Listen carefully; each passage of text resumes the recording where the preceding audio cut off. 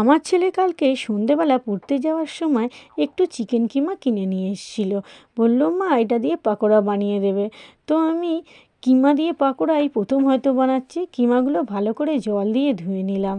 ধুয়ে নেওয়ার পর অন্য একটা পাত্রে বেসন, পেঁয়াজ, লঙ্কা গুঁড়ো, হলুদ গুঁড়ো, কিমা, একটু নুন আর ধনে জিরের গুঁড়ো দিয়ে ভালো করে মাখিয়ে ফেলতে হবে। মাখিয়ে গোল গোল করে নিতে হবে।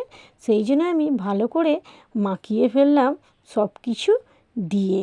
এবারে গোল গোল করে কড়াতে তেল গরম হয়েছে, দিয়ে দিলাম একে একে। লাল করে ভেজে ফেলতে হবে, তবে ভালোই খেতে হবে, মনে হচ্ছে চিকেন বলে কথা। তোমাদের যদি ভালো লেগে থাকে চিকেন পকোড়াটা, অবশ্যই আমাকে লাইক সাবস্ক্রাইব করে দিও। আমার ছেলে তো প্লেটে আগেই সস নিয়ে রেডি। তো সব একে একে করে আমি তুলে দিলাম। এটা একটু নতুনত্ব লাগলো না, কিমা দিয়ে পকোড়া। দেখো লাল লাল হয়েছে, দেখতেও খুব সুন্দর। তো দেখো, গরম গরম খাওয়া শুরু করে দিই। আজকের মতন রাখছি, টাটা।